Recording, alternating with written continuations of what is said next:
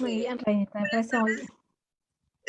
Sí, buenas tardes con todos los presentes, aquellos que nos están viendo por el Zoom y también aquellos que se están conectando por el Facebook. Bienvenidos ya a nuestro capítulo 24 de estos 30 retos que hemos tenido y estos 30 días en realidad de psicología con full capacitaciones.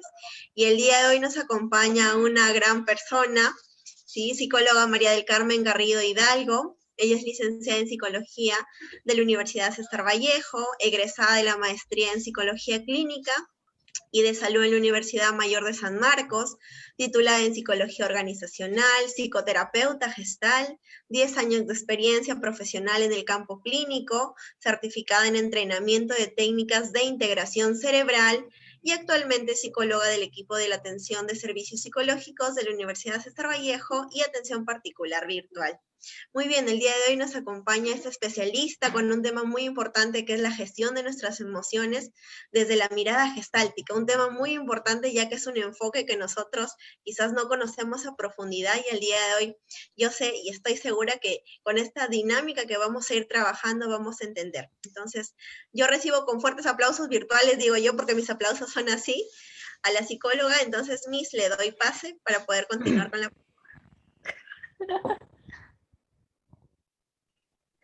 Gracias, Reina. Uy, ¿sí me escuchan? Hola. Hola. Sí, Miss. Sí, Sí, hola. ¿Sí? Allá. Sí se escucha. Yo me congelé un rato mi pantalla.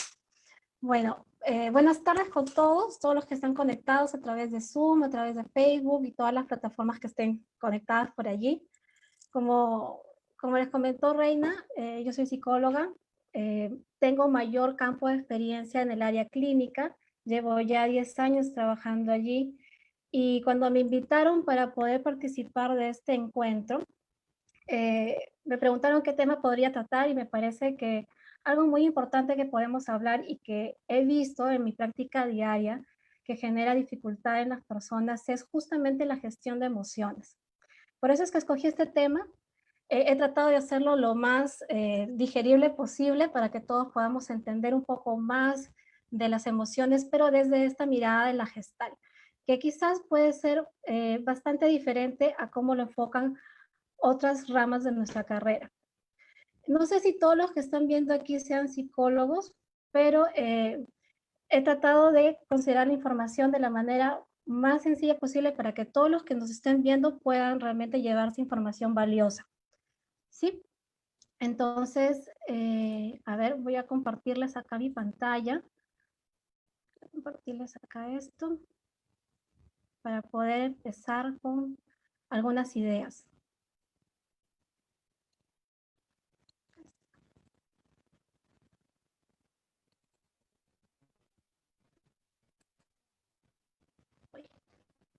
Acá está.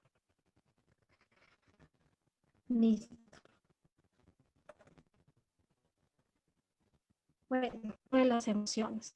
De alguna manera, tanto la parte de las neurociencias nos ayudan a confirmar que nuestras emociones son ese timón que nos lleva a tomar ciertas decisiones.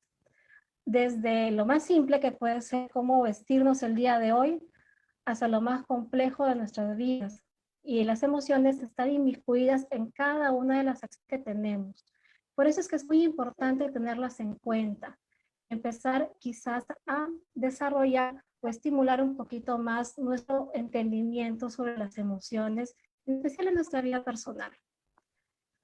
Aquí considerando una imagen, dirán, cuando hablamos de la gestal, vemos tantas imágenes extrañas, tantas imágenes diferentes. Me gustaría a los que están conectados por Zoom que me puedan dar alguna idea de lo que están viendo allí. A ver, Renita, me ayudas por ahí con las respuestas de lo que te den. ¿Qué estamos viendo allí? ¿Qué podrá ser esa imagen que está en la diapositiva?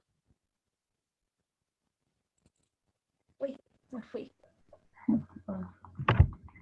¿Alguien? Buenas tardes, psicóloga Por ahí, si hay alguien que escribe por el chat. Hola, Eli, ¿qué tal? ¿Por el chat? ¿O lo puedo decir? Sí, puedes hablar si gustas, no hay problema. Ya. Sí, ¿me puedes decir? Lo primero que he podido apreciar son dos animales, dos caballos en sí, y al medio hay una persona fuerte. Ujú. Eso es lo que he podido apreciar. Sí, Miss, por aquí por el chat Fuerte. nos Muy escribe. bien. Eso es lo que has podido percibir. ¿Qué fue lo primero que percibiste? Allá. A ver, Renita, cuéntame qué dicen por el chat. Sí, Keile nos escribe, dice, buenas tardes, una persona mostrando su fuerza. Luego también Liki nos menciona que observa dos caballos, uno frente al otro. Y Alexandra dice un hombre cargando pesas y dos caballos. Buenas tardes. Roxana igual, dos caballos. Muy bien. Muy bien, gracias, Reina. ¿Podríamos decir que algunas tienen más razón que otras? Me parece que cada una de las personas que ha participado y seguramente los que están viendo a través de las otras plataformas han podido percibir esta imagen de diferentes formas. Algunos habrán visto primero el caballo blanco, luego habrán visto el hombre musculoso. Es más, algunos dijeron hombre fuerte, ¿verdad? Uy, por ahí alguien se metió. Bueno, entonces, la intención de esto, ¿qué tiene que ver estas imágenes con la Gestalt? Porque esto nos hace darnos cuenta de que cada persona tiene una interpretación totalmente diferente de lo que podría estar percibiendo en el entorno. Algunas interpretaciones tendrán relación y otras serán totalmente diferentes. Ese es uno de los principios de la psicología de la Gestalt, que es muy diferente a la terapia, a la psicoterapia Gestalt. En la psicología de la Gestalt encontramos todas las leyes que hemos estudiado de repente dentro de la carrera, pero la aplicación de estas en la psicoterapia tiene mucho que ver con cómo cada persona va percibiendo, va abordando y va cerrando las situaciones según cómo las percibe en su entorno. Y esas percepciones van a generar diferentes emociones. Uy, ¿alguien rayó la pantalla, Reinita? A ver, ¿Qué hacemos a con los eso? participantes que están en Zoom, aquellos que quizás se han confundido, en rayar la pantalla le pedimos por favor que deshaga, ¿sí? Para poder continuar. Y tenemos que esperar que nos haga porque si no va a aparecer así. Nosotros no podemos quitarlo. Acompañar. Yo nos va a acompañar toda la ponencia. A ver, yo lo podré borrar, no lo sé. A ver, creo que sí, sí, ya está. Ya está. Listo, me acordé. Ya está. Entonces seguimos por ahí. Uy, ¿qué forma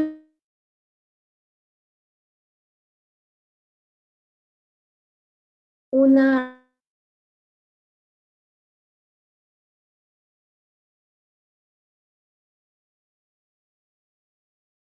tiene un protocolo de trabajo específico?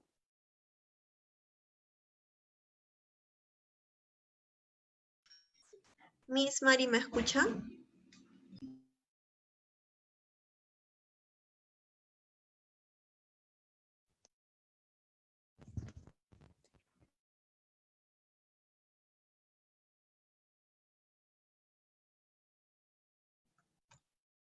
Bien, vamos a esperar unos minutitos, por favor, que se pueda establecer el internet bien, ¿sí? Para poder continuar la ponencia. Es por quizás la hora, estamos en cruces, entonces por eso tenemos un poquito de dificultades, pero vamos a esperar que la ponente pueda establecer bien su red, ¿ok? Para poder continuar. Muchas gracias. A ver, dame un momentito.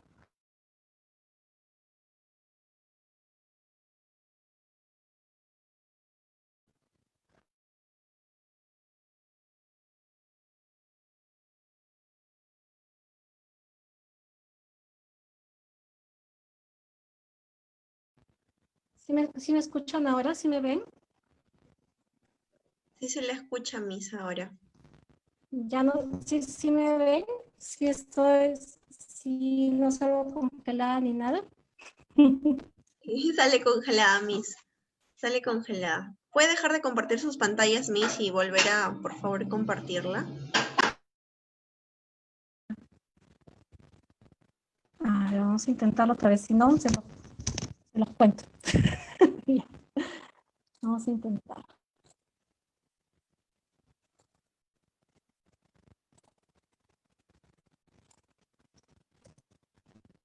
¿Sí me ven? ¿Sí ven las diapositivas? Sí, sí, Miss, sí se ve las diapositivas y sí se la ve a usted, pero se escucha un poquito a veces entrecortado.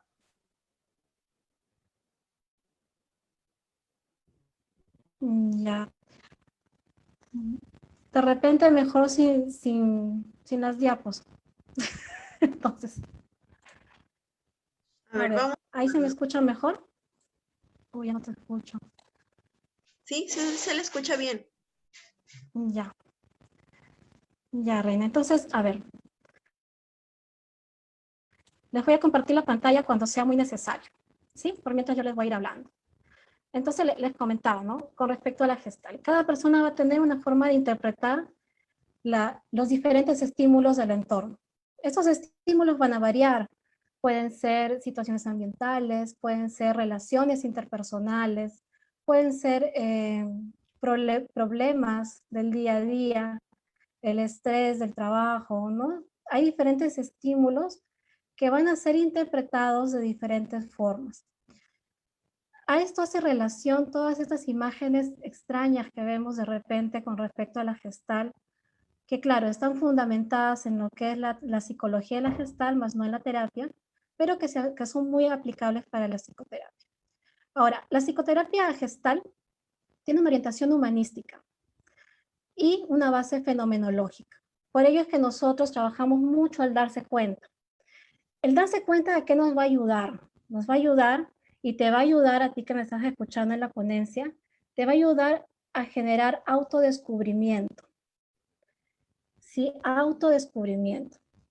Qué importante es poder conocerse uno mismo y en ese sentido nunca dejamos de conocernos. Siempre las experiencias nos van modificando a nivel de pensamiento, a nivel de emociones, de escala de valores, de prioridades. Y el darse cuenta nos ayuda a seguir trabajando el autodescubrimiento. Este autodescubrimiento te va a llevar a lo que nosotros llamamos regulación organísmica, ¿sí? Regulación organísmica. Que hoy día yo te voy a contar un poquito más de qué se trata. Entonces, tenemos las emociones. ¿Qué son las emociones para el enfoque gestáltico? Bueno, para nosotros son señales de lo que ocurre en todo momento. Es tu cuerpo diciéndote que algo pasa, ¿sí? No es tanto solamente lo que uno siente, sino es un conjunto de estímulos, es un conjunto de percepciones que parte de una sensación corporal. Entonces, aquí hay una imagen que me gustaría compartirles. Voy a compartirles aquí la pantallita para que lo vean. Aquí estamos.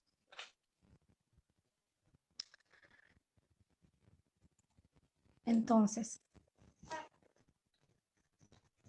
les hablaba que para nosotros las emociones son señales de lo que va pasando en cada momento. Cuando hablamos de poder conocer nuestras emociones desde el enfoque gestáltico, hablamos de poder tomar contacto con 3 instancias de nuestro propio ser, que significa, en primer momento, mi cuerpo, en segundo momento, la emoción, y en tercer momento, la mente. ¿Qué es lo que yo pienso sobre lo que siento corporalmente, lo que siento emocionalmente y cómo eso se asocia a los pensamientos que surgen? Cuando nosotros logramos equilibrar estas 3 áreas, estos 3 momentos, encontramos lo que llamamos equilibrio u homeostasis.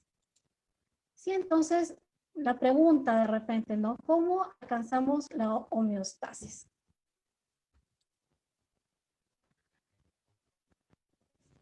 Hay tres puntos muy importantes, que el primero tiene que ver con el contacto con el entorno.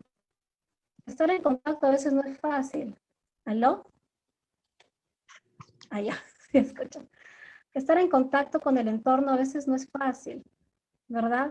A veces estamos muy distraídos, inclusive de lo que nos pasa a nosotros en relación al entorno. Una forma muy común de darnos cuenta de que estamos un poco desconectados de nuestro entorno es cuando tenemos somatizaciones. Frente al trabajo, frente al estrés, empezamos a sentir muchos dolores de cabeza, empezamos a sentir contracturas en el cuerpo, hay gente que se desmaya, gente que tiene problemas frente al estrés y que con el tiempo se pueden ir cronificando. Esta es una forma en que el cuerpo te está avisando que algo sucede, pero tú no te estás ocupando de eso. Y cuando te ocupas de eso, tu cuerpo te va a seguir recordando que allí hay un pendiente. ¿Sí? Esta es una forma muy común en que vivimos bastante desconectados. ¿Sí? Ay, perdón. Esa es una forma muy común en que vivimos desconectados del día a día, de nuestro entorno. Ahora, otro punto importante es el aquí y el ahora. Y a veces es mal interpretado, ¿no? Aquí y ahora significa que yo voy tomando conciencia de lo que vivo en cada momento cuando considero que es muy importante. Y para ello yo enfocaré mi atención y mi concentración para poder identificar qué está pasando, cómo me siento frente a ello, cómo es mi existencia frente a esa situación, esa persona, ese problema.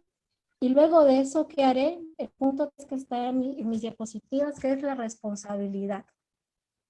Asumir la responsabilidad indica que yo soy capaz de tomar decisiones. ¿Sí? No es que el otro me haga sentir mal, ¿ok? Sino que yo estoy teniendo una respuesta frente a ello. Yo lo estoy teniendo. Yo estoy asumiendo una postura, una respuesta emocional, una respuesta actual frente a una situación, a una persona. A veces este punto de la responsabilidad puede ser bastante controversial. No todas las personas estamos listos para poder asumir el porcentaje de responsabilidad que nos toca frente a una situación que nos mueve mucho emocionalmente. Entonces, estos 3 puntos de tomar contacto, estar aquí y ahora y ser responsable con lo que uno siente, hace y piensa, puede parecer fácil, ¿verdad? Puede parecer fácil en alguna forma. Yo quisiera pedirles, les voy a plantear algunos ejemplos bastante lógicos, porque quisiera que vayamos entendiendo un poquito más de esta lógica de gestionar las emociones desde la Gestalt. Por ejemplo, y ahí, Reinita, te voy a pedir tu ayuda para que me comentes qué responden por el chat, ¿sí? A ver, ya está. A ver, preguntas lógicas. Si yo tengo frío, ¿qué es lo más lógico que debo hacer para poder saciar esa necesidad? Si yo tengo frío. Abrigarme. Muy bien. Juana dice, voy a abrigarme. Alexandra, me abrigo. Muy bien. Si yo tengo hambre, ¿qué debería hacer? Comer. Exacto. Muy bien. ¿Qué sucedería si yo tengo frío y en vez de abrigarme, voy y me sirvo un plato grandote de comida? ¿Habré saciado mi frío? ¿Qué opinan ustedes, los que están aquí por el chat? Helen dice no, Juana dice no, Patricia dice no. No ayudaría, dice Keila. Muy bien. Exacto. Ángeles dice no, hola Ángeles, ¿qué tal? Entonces, esos son los ejemplos lógicos, ¿verdad? Los ejemplos más básicos. Entonces, ¿por qué yo les menciono esto? Porque muchas veces, ¿qué sucede del día a día? ¿Qué vemos de repente la mayoría de aquí que somos psicólogos, qué vemos en el día a día con nuestros consultantes, con nosotros mismos? Vemos de repente que alguien acaba de fallecer alguien cercano a mí muere, yo me siento triste y lo que hago de pronto va totalmente contra lo que necesito. ¿Sí? ¿Van captando por ahí la idea? De repente, ¿qué podría necesitar alguien que acaba de perder a una persona muy importante, que acaba de morir a alguien muy importante? ¿Qué podría necesitar esta persona?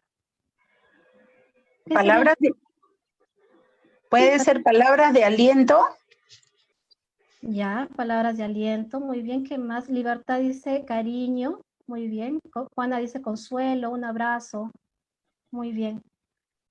Surgen muchas ideas, ¿verdad? Lo que sucede es que gran parte del tiempo las personas nos bloqueamos frente a esa situación y no sabemos exactamente qué necesitamos. Helen dice desahogarse. Muy bien, desahogarse también es una opción válida. Gran parte del tiempo no sabemos. ¿Y por qué no sabemos? Porque lastimosamente en nuestra educación hemos aprendido que mejor me distraigo para no sentirme mal, me distraigo para poder sentirme un poco más feliz. Hemos aprendido de repente que es mejor no hablar de estos temas, ¿sí? A veces nosotros mismos tenemos creencias que no nos permiten satisfacer las necesidades naturales y básicas de nuestra propia existencia. Estas necesidades tienen mucho que ver con las emociones, como en este caso, ¿no? Esta persona pierde a un familiar muy importante para él y de pronto decide aislarse, decide no hablar, decide de repente ocultar su tristeza y de repente, de acá a un tiempo, a un par de meses, a un año, a 2 años, sucede algo en su vida y detona todas estas emociones que se ha ido guardando. Eso sucede porque no ha habido una adecuada satisfacción de esta necesidad, que puede haber sido sentirse consolado, que puede haber sido recibir atención, que puede haber sido sentirse amado, sentirse seguro, ¿sí?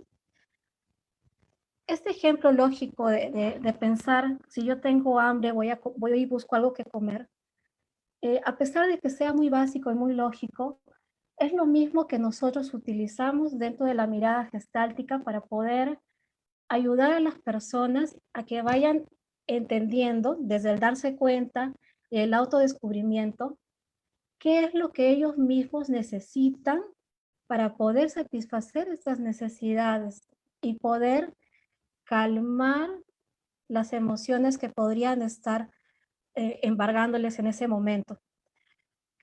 ¿Por qué es importante esto? Porque muchas personas mantienen problemas emocionales a lo largo de muchos años, ¿sí?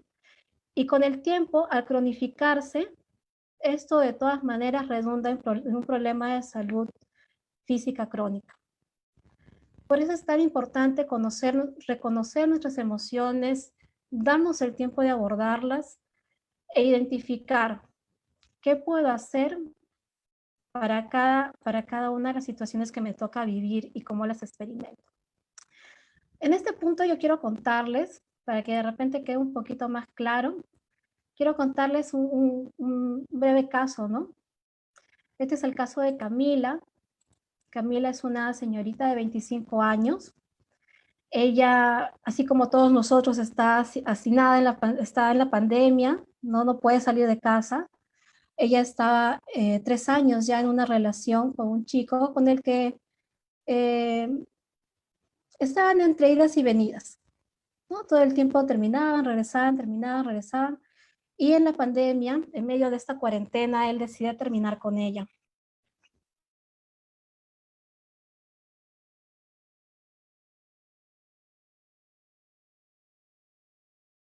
Que él ya era indiferente con ella, ya la trataba mal, en el sentido de que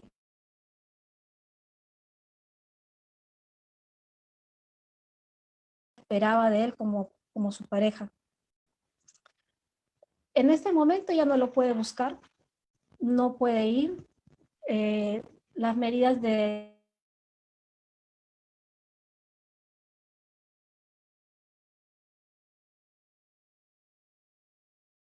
¿Por qué creen ustedes que ella corre hacia su pareja, corre hacia Pedro cada vez que él decide terminar? ¿Qué necesidad? Ella se siente desesperada, se siente muy desesperada, muy angustiada, más que triste, desesperada. Miss, ¿Por qué? ¿Sí? se le ha cortado el audio un poquito acerca de la explicación del caso. No sé si puede volver a repetirlo.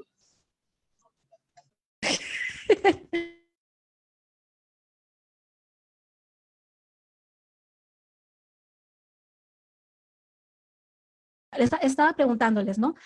¿Por qué motivo será que esta desesperación hace que ella siempre busque a Pedro, ¿no? Pedro, que es su ex enamorado ya. ¿Qué necesidad tendrá ella que realmente no se ha cubierto adecuadamente y saludablemente? Necesidad de efecto. La verdad, ¿no?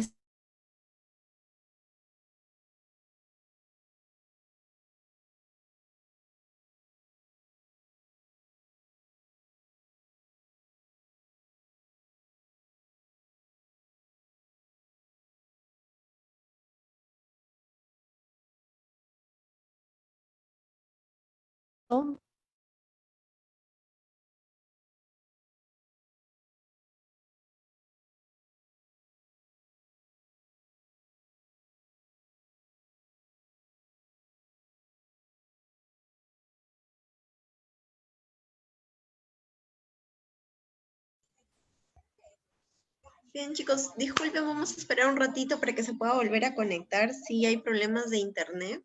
Entonces, vamos a esperar unos minutitos, por favor.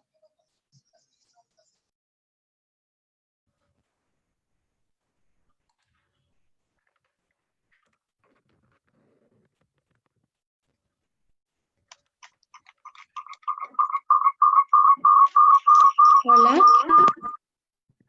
Hola, ¿sí me escuchan? Sí, Miss, Hola, ¿me escuchan? por sus dos cámaras, Miss, se ve.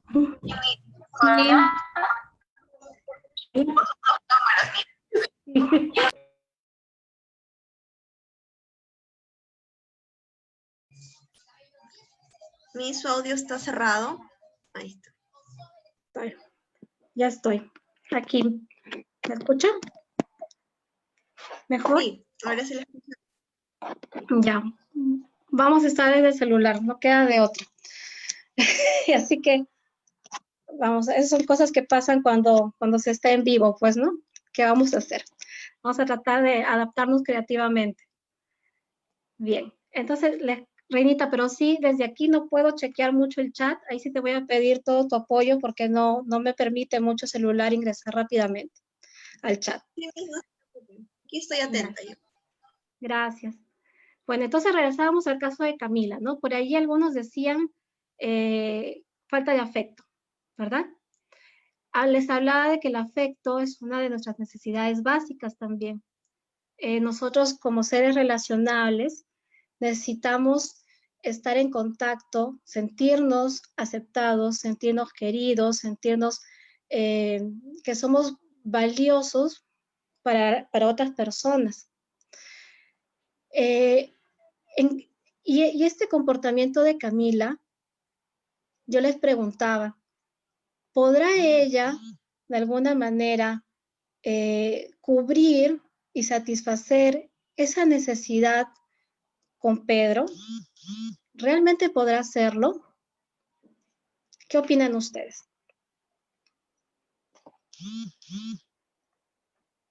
A ver, ¿quién se anima? Pueden hablar también si gustan, no hay problema. Pueden escribirlo, pueden hablarlo.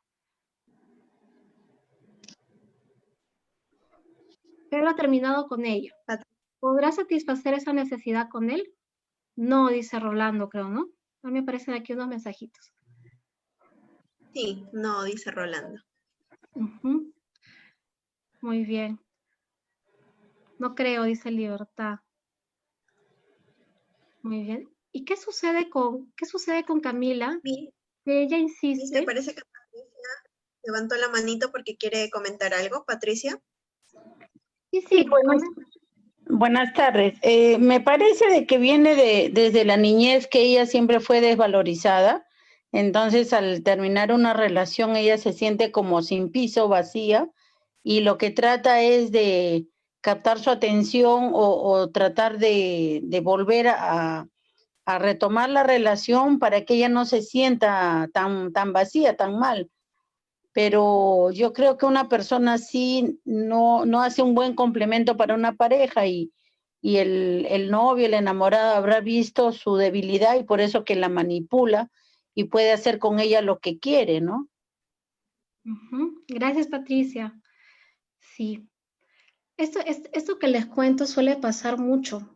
Los jóvenes, yo atiendo muchos jóvenes en la universidad y de manera particular, eh, a veces, a veces invierten su tiempo, invierten sus afectos en una relación que se dan cuenta que no va a poder ser recíproca.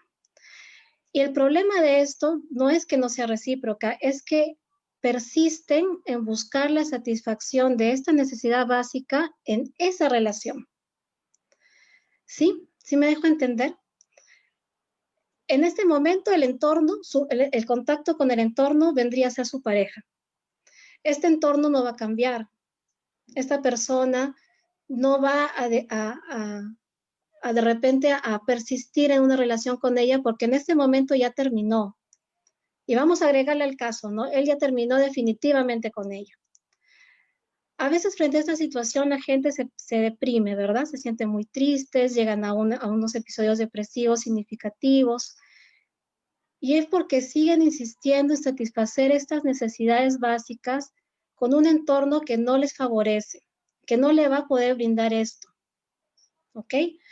Entonces allí habría que explorar. Habría que explorar, como dijo Patricia, ¿dónde nace esto? ¿Nace con la familia? ¿Habrá alguna manera de poder empezar a trabajar ese vínculo con la familia? Porque hay familias que pueden brindar el entorno adecuado para poder restablecer esos vínculos. De repente no tiene ese entorno, entonces también tendremos que trabajar el vínculo consigo misma, que es sumamente importante. Y allí trabajaremos mucho más el autodescubrimiento, ¿sí?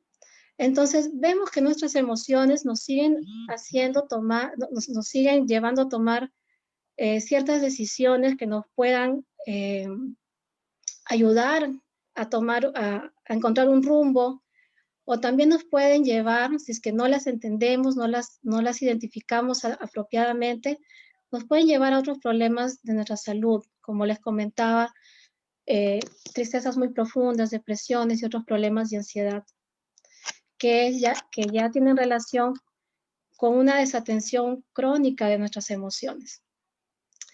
Entonces, en ese sentido, yo quiero comentarles que las emociones nos llevan a movilizarnos, ¿sí? No es solamente lo que yo siento, sino qué hago con toda esta experiencia. Nos llevan a tomar decisiones y ese es el rumbo que deberíamos priorizar en la gestión de nuestras emociones. No es solamente calmarnos, porque a veces yo he escuchado, ¿no? Que cuando te sientes alterado, el objetivo es calmarse. Cuando estás ansioso, el objetivo es calmarse. Pero no siempre es el objetivo, ¿verdad? Es parte del camino. Yo me calmaré, podré entrar en contacto conmigo mismo, podré entender qué me está pasando, qué tiene que ver esta experiencia con mi existencia y cómo esto me puede ayudar a tomar una decisión coherente y saludable frente a lo que estoy viviendo, que es principalmente hacia donde apunta la Gestalt dentro de nuestro enfoque. Como les comenté, es un enfoque bastante humanístico, orientado en la fenomenología, porque buscamos siempre esto, el darse cuenta. Las personas no podemos vivir desconectadas de nuestro entorno y desconectados de nosotros. Si vivimos así, definitivamente no nos vamos a dar cuenta de lo que nos está pasando y no podremos tomar decisiones saludables y coherentes con nosotros y con nuestros objetivos. Entonces, algunas preguntas claves que podrían utilizar ustedes y que yo muchas veces se las he hecho a mis consultantes para que puedan ir entendiendo qué les pasa, qué es lo que están sintiendo, qué es lo que está pasando en ustedes. Porque recordemos que las emociones, como les dije al inicio, son señales de lo que nos sucede en cada momento. Entonces, yo voy a ir acá, bueno, no pueden ver mis diapositivas, pero yo se los voy a ir comentando. Sí, hay algunas preguntas que te pueden ayudar. Por ejemplo, frente a un problema, lo que esté pasando, ¿cómo se siente tu cuerpo? Esa es la primera pregunta. Ahora, antes de seguir, estas preguntas nos van a ayudar a identificar adecuadamente qué necesidad es la que necesito cubrir, qué emoción es la que debo abordar, ¿ok? Para no generarnos confusión y luego tener problema en la gestión de las emociones. Entonces, la primera pregunta es, ¿cómo se siente mi cuerpo frente a este problema? Regresando al caso de Camila, ¿cómo se habrá podido sentir su cuerpo cuando él le dijo, terminamos totalmente? A ver, ¿quién se anima a comentarnos reacciones corporales que podría haber sentido Camila cuando su expareja le dijo, terminamos? A ver, por allí, algunas ideas.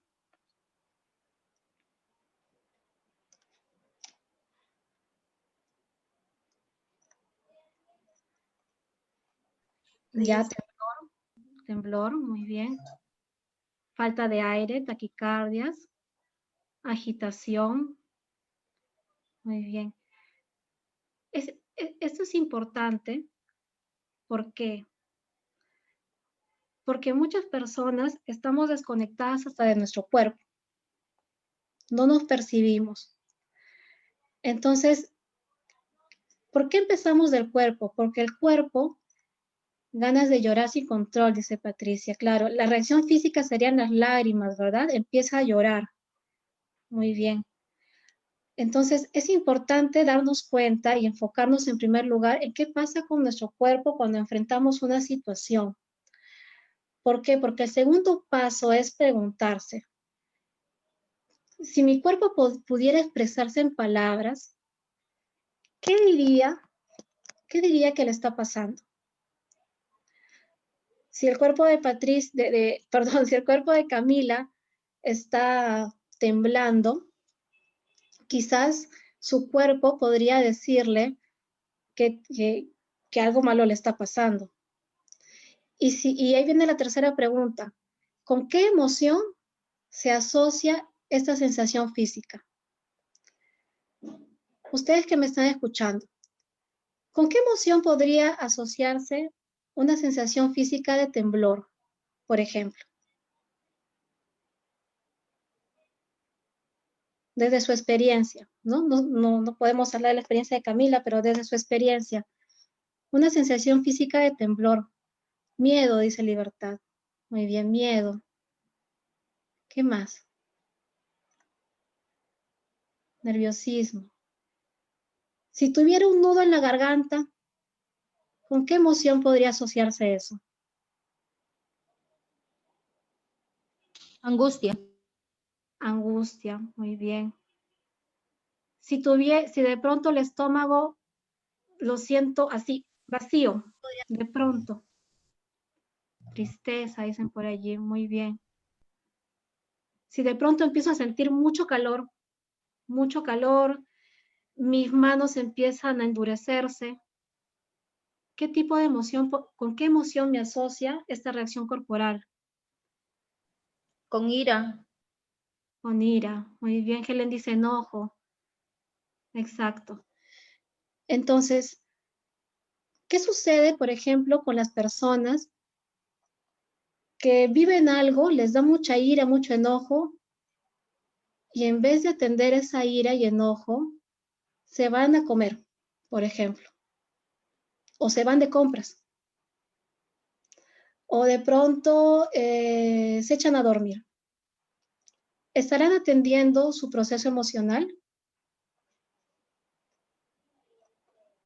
No, ¿verdad? Lo están postergando. Lo están postergando, exacto, Juana. No, ¿verdad? No están atendiendo. Patricia dice, se tratan de desconectar. Exacto. Entonces vemos que en este punto es muy importante, están escapando. En este tipo de casos, las personas se dan cuenta de lo que sienten, lo asocian con su emoción, pero no están atendiendo la emoción. Entonces, ahí viene la otra pregunta. Si esta emoción se tradujera en un pensamiento o en varios pensamientos, ¿cuáles serían? ¿Sí? Entonces, ya identifiqué, de repente, como Camila, ¿no? Identifiqué que mi cuerpo se puso a temblar, que sentí como un baldazo de agua fría sobre mí, que de repente empecé a palpitar mucho. Muy bien. Identifiqué estas sensaciones corporales, me ayudaron a identificar que emocionalmente me sentía de miedo, que me sentía angustiada. Muy bien. Y ahora, estas emociones, ¿con qué pensamientos se asocian? A ver allí algunas ideas. ¿Con qué pensamientos podría asociarse en el caso de Camila? ¿Abandono? Abandono, ¿no? Estoy sola. Ahí dice Helen, nadie me quiere. Patricia, nadie me ama. Libertad dice pensamientos negativos, ¿verdad? Estas emociones, no podré seguir sola, dice Juana, muy bien.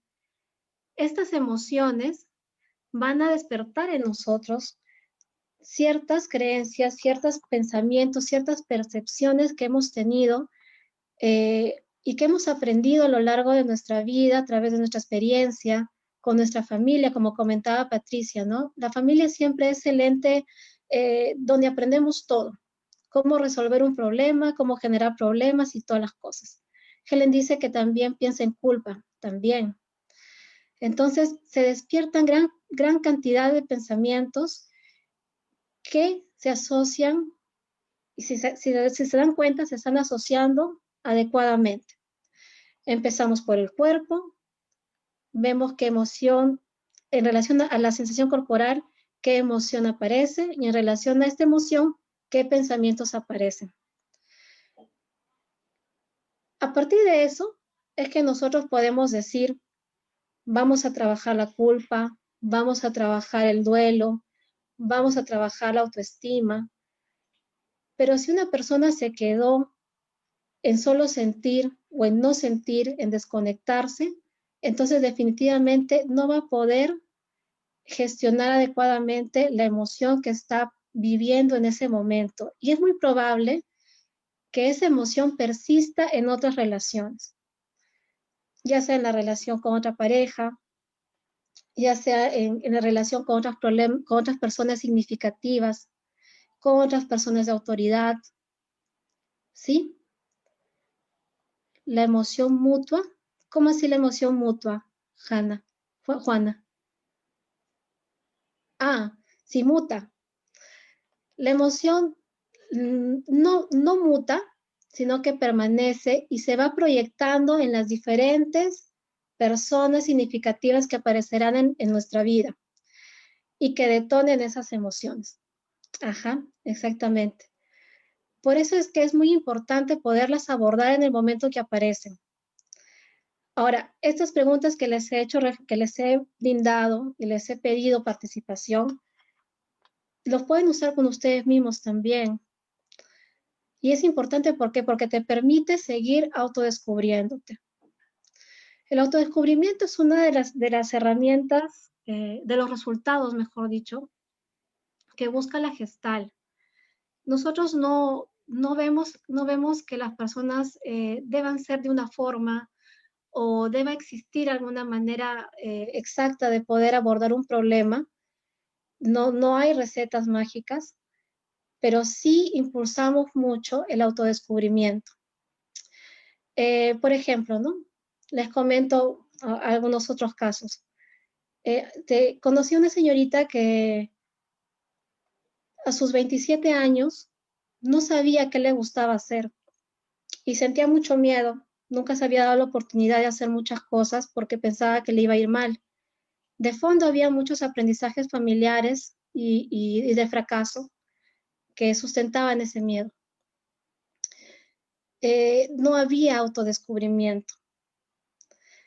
Mi trabajo principalmente allí fue ayudarle a autodescubrir qué cosas realmente la conectaban consigo misma. Cuando hablamos de autodescubrimiento, hablamos de la conexión con uno mismo. Y es que a veces las personas ni siquiera sabemos qué sentimos, ¿sí? Ni siquiera podemos registrar a veces qué sensación física o qué emoción está apareciendo. Entonces, es allí donde tenemos que empezar con el autodescubrimiento. Esta parte, este aspecto de nuestra vida, se va a ir desarrollando a través de las experiencias. No hay otra forma. A veces esperamos estrategias exactas. No hay otra forma. El autodescubrimiento se realiza a través de las experiencias y el estar atentos a cómo nos sentimos frente a lo que nos está pasando. Estoy muy nerviosa, me siento valiente, me siento de repente muy orgullosa de mí misma, de mí mismo, porque pude solucionar tal cosa. O me siento avergonzado, ¿sí? Y desde la Gestalt no hablamos de emociones buenas ni malas, simplemente son señales de que algo me está pasando y de que ese algo es importante y necesita mi atención. Esa atención, ese darse cuenta, va a aportar rotundamente a tu autodescubrimiento. Y ese autodescubrimiento implicará el saber cómo funcionas, ¿sí? ¿Cómo funcionas? Y esto es algo que yo quiero compartir con ustedes que están en la ponencia. A veces nosotros nos criticamos rotundamente, ¿no? Frente a las cosas que pasan, nos echamos la culpa, nos criticamos, de repente nos comparamos y no nos damos cuenta que cada persona tiene su propia forma de funcionar, ¿sí? Si yo conozco mi forma particular de funcionar, podré saber qué hacer y cómo atenderme cuando me siento triste, cuando me siento feliz, cuando me siento de miedo. A ver, ¿alguien podría responder? Si yo aprendo cómo funciono, ¿podré saber qué hacer cuando me sienta triste, cuando me sienta feliz, cuando tenga miedo? Por supuesto que sí, porque al conocerte tú sabes en qué situaciones o cuáles son los estímulos que te producen esas emociones y cuáles son las reacciones físicas. Y al conocer todo eso, tú puedes utilizar determinadas estrategias que ya has aprendido anteriormente y que te han dado resultado, o innovar unas nuevas que te pueden dar nuevos resultados. El ser humano siempre está en constante crecimiento. Entonces, si utiliza una técnica y eso le ayuda, la vuelve a utilizar. Si no le ayuda, busca una nueva ayuda, pero ya se conoce, ya sabe lo que siente. Muy bien. También, por Muy bien. ejemplo, puedo buscar mi red de soporte, ¿no? O sea, sé que necesito la red de soporte en determinadas circunstancias que son difíciles para mí. Exactamente. Entonces, esto nos lleva a otro punto importante en la gestión de emociones, que es la adaptación creativa. ¿Sí? Yo voy entendiendo cómo funciono.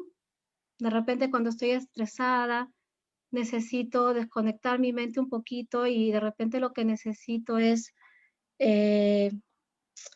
no sé, empezar a dibujar, hacer deporte. Si tengo miedo, de repente necesitaré buscar mi red de apoyo, ¿no? Si me siento amenazada, buscaré mi red de apoyo.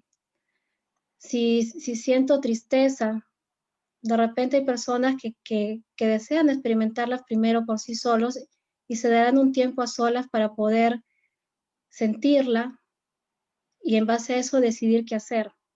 Entonces, es muy importante que podamos pensar cómo funciono. Es una pregunta que de repente no nos solemos hacer, pero es básica y es muy importante cuando hablamos de gestión de emociones. ¿Cómo funciono? porque luego podemos caer en las comparaciones. En decir, ¿por qué yo no puedo ser como otra persona? ¿Por qué yo no puedo ser como Juana? ¿Por qué yo no puedo ser como Patricia? Y eso nos ayudará o aumentará nuestra crisis emocional. Definitivamente aumenta nuestra crisis, porque al compararnos creemos que no lo podemos hacer. Si estamos viendo que otra persona lo hace y supera, pero ¿por qué lo puede hacer ella y no lo puedo hacer? Te crea mayor incertidumbre. Debe ser que yo tengo algo muy grave que no puedo solucionarlo, mientras que ella sí lo puede hacer. Exactamente. Y esto es algo que vivimos todos. No solamente los casos más graves que a veces podemos decir, ¿no?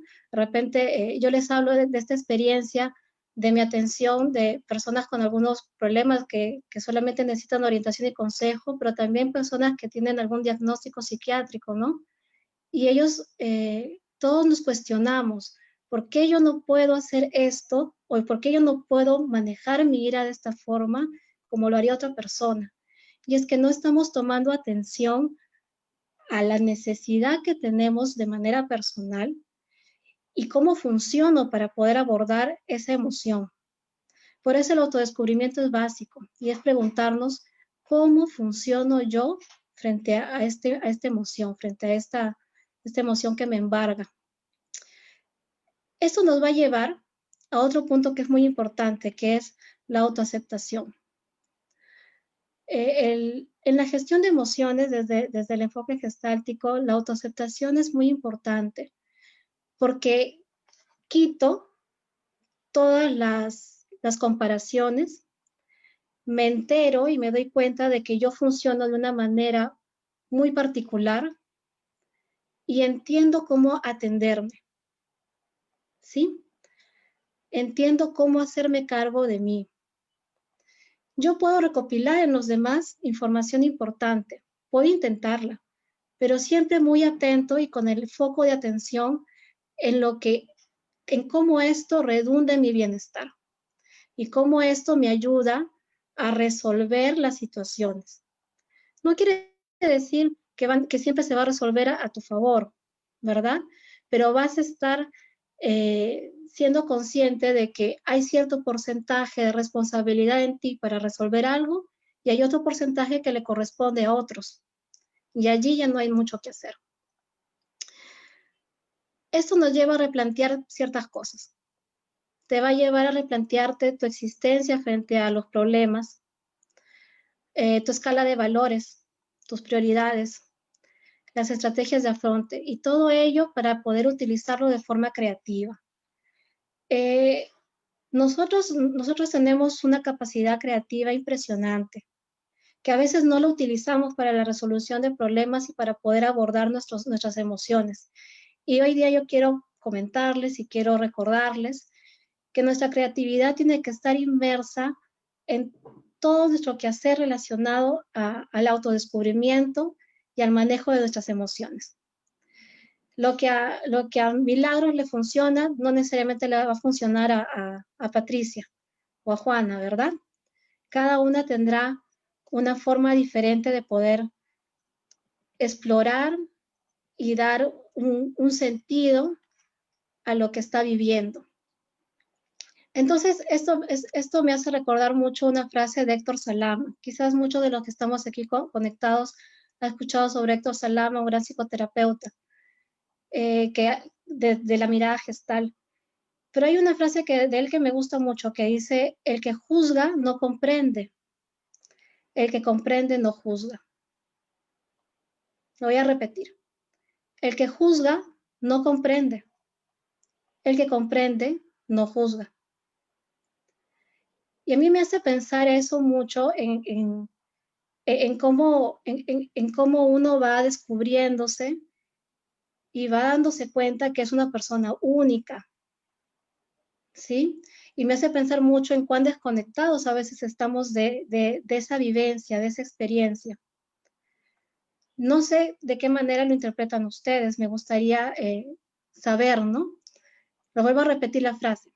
El que juzga no comprende, el que comprende no juzga. ¿Alguien se anima por allí a compartirnos ¿Cómo entiende esta frase? ¿Alguien por ahí se anima? Yo lo entiendo que es como ponerse en los zapatos del otro. ¿Cómo puedes tú criticar o juzgar sin saber en el trasfondo cómo está viviendo esa persona? Y tampoco permitir que alguien juzgue tu vida o juzgue tus acciones sin que ellos realmente sepan lo que estás viviendo, ¿no? Ujú. Muy bien, gracias Patricia. ¿Alguien más?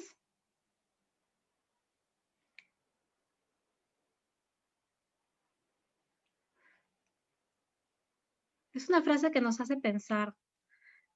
Yo se las dejo para ustedes porque de alguna manera nos ayuda a recordar ese respeto que debe existir entre cada persona.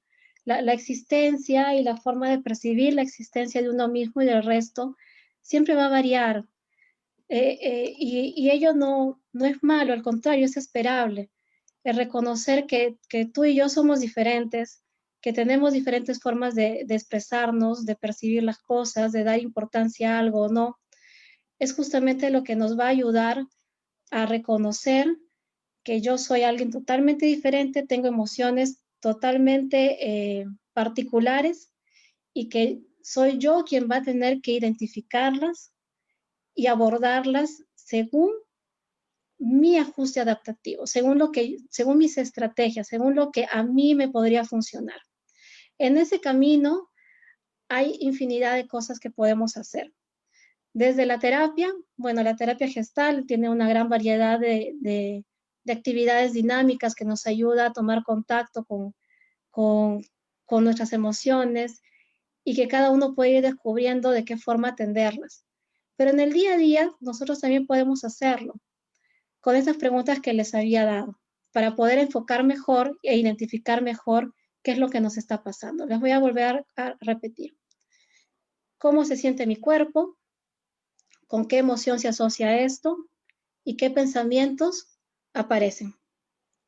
Con esas 3 preguntas, tú vas a poder identificar bien, adecuadamente, qué te está pasando y en base a eso poder utilizar una estrategia que de repente ya conocías o de repente empezar a tratar diferentes formas de poder abordar esa situación que te está pasando.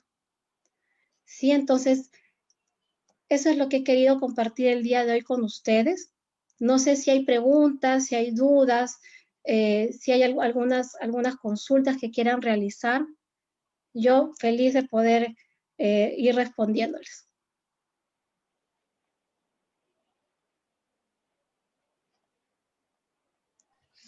Para los participantes del Zoom, ¿hay alguna pregunta? Chicos, pueden ir escribiendo, ¿sí? Para poder leerlo. Y ahora revisen el Face para ver si es que hay alguna duda.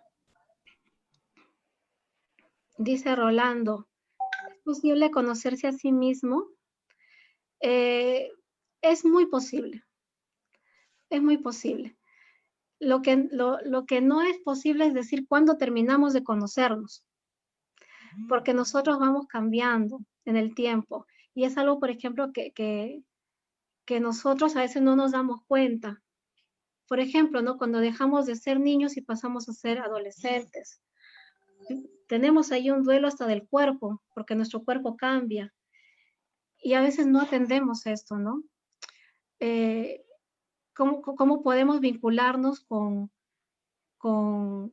nuestra adultez, por ejemplo, si aún tengo necesidades de mi adolescencia que no las he llegado a cubrir, ¿no? Entonces, emociones que de repente se han despertado allí y que hoy en día me llevan de repente a sentirme deprimido, a sentirme de repente, a agredirme inclusive, ¿no? De repente gente que atenta contra su propia integridad. Entonces, es posible conocerse. Más bien uno nunca deja de conocerse. Dice, según la escuela de etología, ay, se me fue, no lo pude leer. Hola, Reina.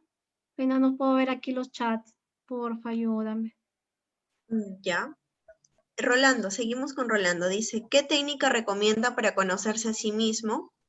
Y luego la otra es, según la escuela etológica, hemos avanzado muy poco en el conocimiento interno. Ujú. Pero aún así, ¿no?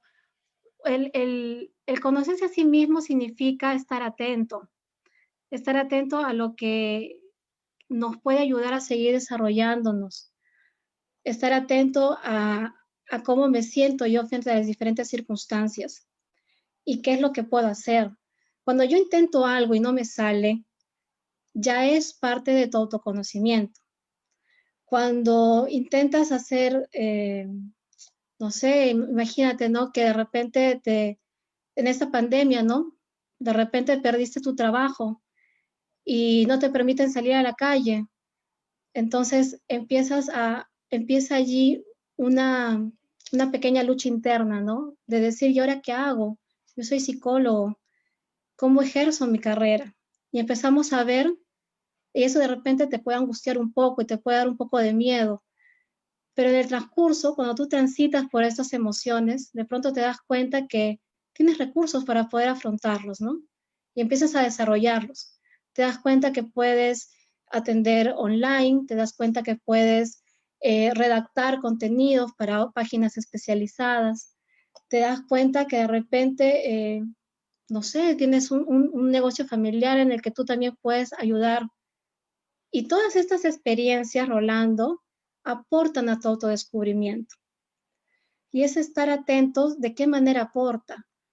De pronto así yo me siento valioso, de pronto así yo me siento más aceptado, de pronto así me siento orgulloso de mí mismo porque estoy descubriendo otras habilidades que no sabía que tenía o que de repente no había potenciado. Entonces, cuando me preguntas, ¿es posible conocerse uno mismo? Sí, sí es posible, pero es a través de las experiencias. ¿Qué sucede cuando tenemos miedo y nos quedamos solo con la sensación del miedo? Nos quedamos con la sensación física y nos quedamos con la emoción y lo dejamos allí. Y de pronto no lo trabajo, no busco la forma de entender este miedo y por ende no puedo tomar una decisión que me lleve a actuar. Entonces allí necesito una ayuda para poder empezar a comprender este miedo y poder identificar de qué manera funciono yo frente a ese miedo y qué estrategia me sirve a mí para poder empezar a movilizarme. ¿Sí? Como les comenté en la exposición, emoción significa emovere, dice en latín, que tiene que ver con movimiento. Las emociones nos van a llevar a movilizarnos, no solamente en el plano psicológico, sino que nos van a llevar a movilizarnos en la toma de decisiones. Cuando uno toma la decisión, es cuando ya se está aproximando a la homeostasis, al equilibrio. Ahora, es importante esto, ¿no? La coherencia de lo que yo siento, de lo que yo decido hacer y lo que quiero lograr. Siempre la coherencia es un sinónimo también de decisiones sanas, ¿sí? De actuar sanamente. A ver, ¿qué más dice? Patricia dice, ¿qué manejo podemos tener con personas tan deprimidas que hasta intentan suicidarse? Mira, cuando a mí me ha tocado trabajar con personas que han querido quitarse la vida, es importante estar abiertos a escuchar. ¿Por qué? Porque esta persona está demasiado, y esta es otra parte de cómo se ven las emociones en la Gestalt, está demasiado pegada a una emoción, que es la tristeza. Entonces podemos llegar a desvincularnos totalmente de nuestras emociones, sí. Y podemos estar muy pegadas a una emoción, sí, también. Las personas cuando intentan hacerse daño o cuando intentan quitarse la vida, están muy pegadas a la emoción de la tristeza. Y lo que sucede en este caso es que no logran ver que en su entorno puede haber una red de apoyo. No logran ver que que pueden haber recursos para poder superar esa situación. En ese caso, lo que podemos hacer y lo que hacemos desde la Gestalt es ayudarle a la persona a darse cuenta de cuál es la función de su tristeza, de qué manera le está funcionando. En algunos momentos, algunas personas me han dicho, bueno, cuando yo estoy triste, ¿no? Y hablo de personas que han intentado hacerse daño en repetidas oportunidades, cuando estoy triste, entonces siento que puedo estar, es como que estoy lejos de mis problemas y prefiero estar acá, donde no me hacen daño. Pero a veces ese distanciamiento es justamente el que sigue generando y generando mayor sensación de tristeza, soledad, abandono. El ayudar a que esta persona se dé cuenta a veces no es tan fácil, porque ha tomado la tristeza como una forma de vivir su existencia frente a un problema, ¿sí? Entonces, ¿qué hacemos en esos casos desde la Gestalt? Le ayudamos a ver cuál es la función que está cumpliendo su tristeza. A veces la tristeza puede traer como mensaje el recordarte que algo está mal, el recordarte que alguien te ha hecho daño, el recordarte que has perdido algo importante, recordarte que necesitas ayuda, que necesitas sentirte valorado. Entonces la tristeza va a tener una función específica, que no lo voy a determinar yo como terapeuta, pero sí puedo ayudar al otro a que pueda encontrarla. No le puedo decir, vamos a intentar hacer otras cosas, vamos a hacerte un programa de actividades para tu día, porque seguramente su tristeza va a tener alguna función. Lo que yo quiero es que la persona se dé cuenta cuál es esa función y podamos hacer un pequeño, y pueda ella empezar a mediar. ¿Realmente esto me está funcionando así en este momento? ¿Es bueno, es positivo para mí?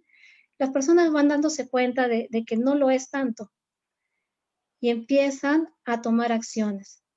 Las acciones, en esas acciones, es cuando las personas se dan cuenta que existen recursos, que existe apoyo, que existe una red de apoyo, que existe la posibilidad de cambiar la situación, de asumir la responsabilidad de que es capaz de cambiar sus situaciones.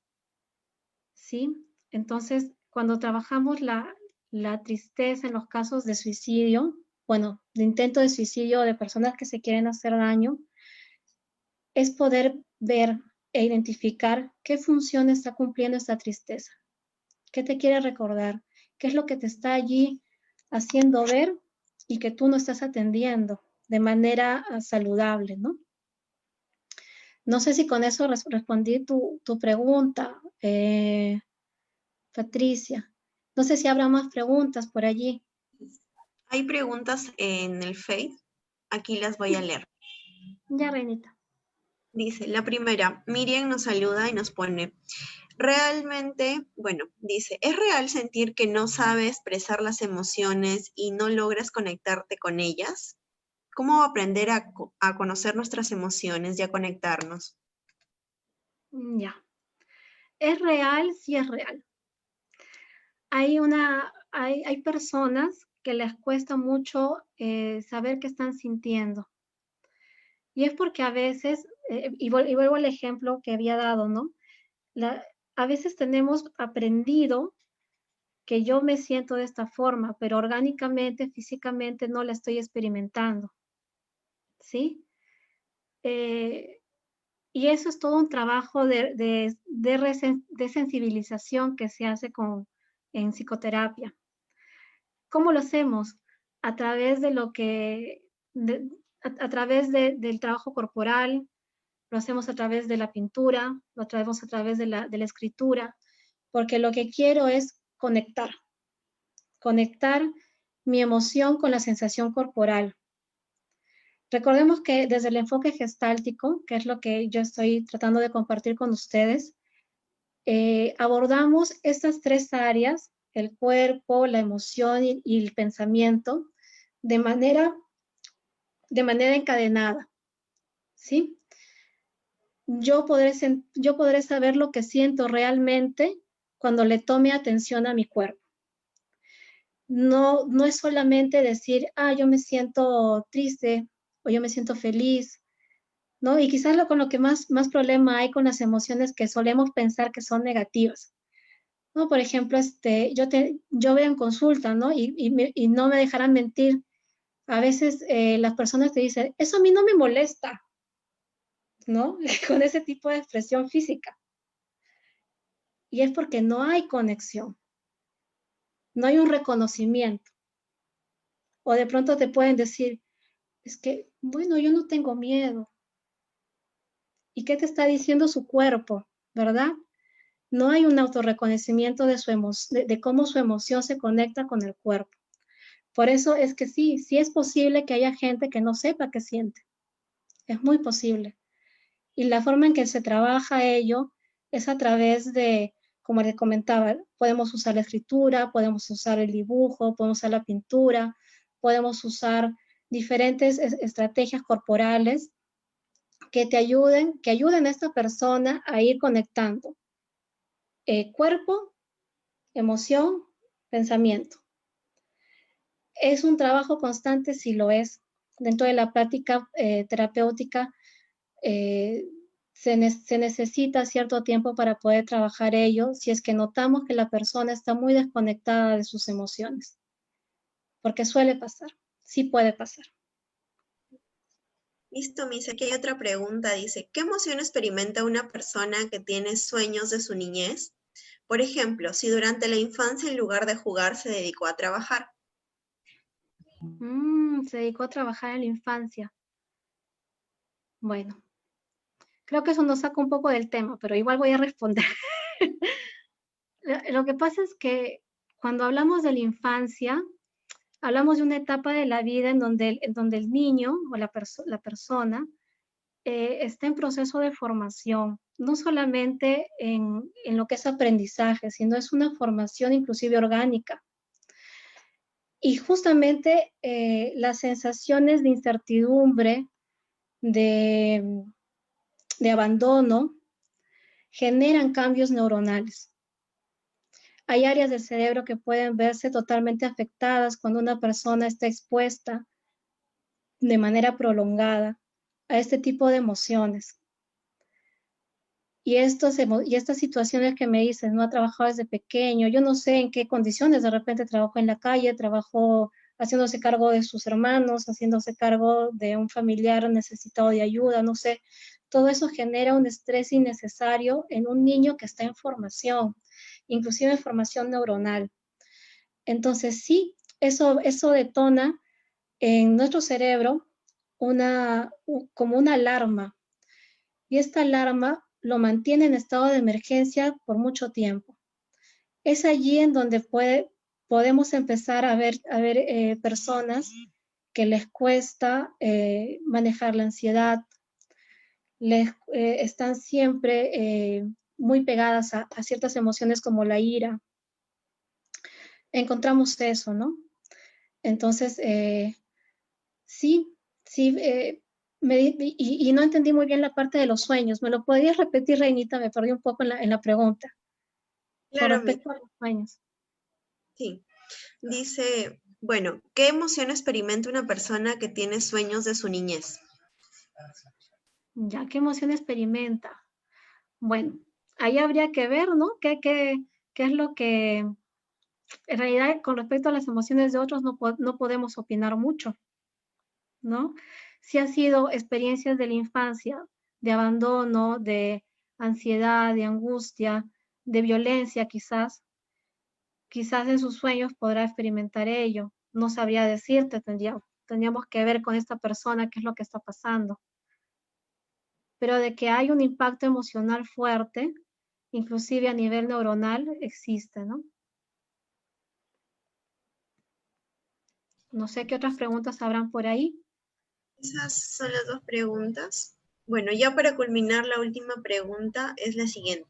Cuando una persona tiende a desconectarse de las emociones, ¿cómo puede trabajarse cuando a pesar de eso desaparece, en este caso, la angustia sin motivo aparente? vuelve a aparecer una angustia sin ningún motivo. Ya. Miren, lo que les he compartido hoy día es una pincelada muy general de lo que son las emociones. Es un nivel muy chiquitito, muy básico de todo lo que se trabaja en el enfoque gestáltico.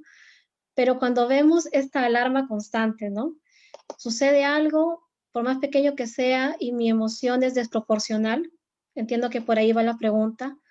La emoción es desproporcional. Entonces vemos de que en esa experiencia pueden haber otras situaciones inconclusas que han detonado en esta persona un estado de alerta total. Y eso se trabaja en forma terapéutica, con la asesoría de un profesional de la salud. En el día a día hay muchas cosas que uno puede hacer, ¿no? Como les comentaba y vuelvo a insistir, el autodescubrimiento es importantísimo para saber cómo uno funciona. Por ejemplo, ¿no? Yo atendía a una señorita que tenía sus ataques de pánico. Le daban en cualquier momento, inclusive cuando estaba en clases. Entonces, ella no sabía cómo atenderse en ese momento. Hablando, conversando un poco, fuimos probando algunas estrategias. Reconocía que en ese momento a veces necesitaba tomar asiento y tomar agua y respirar. Lo hacía. Reconocía que en ese momento no escuchaba a nadie, no podía escuchar a nadie, simplemente se escuchaba a sí misma. Entonces empezamos a trabajar también algunos mensajes un poco más reafirmantes para sí misma, ¿sí? Porque todo esto es parte de entender que una situación me rebalsa, que puede ser real o puede ser imaginaria, pero me está rebalsando y necesito atenderme a mí misma. Eso es lo que alguien puede hacer en el día a día, se puede trabajar de esa forma.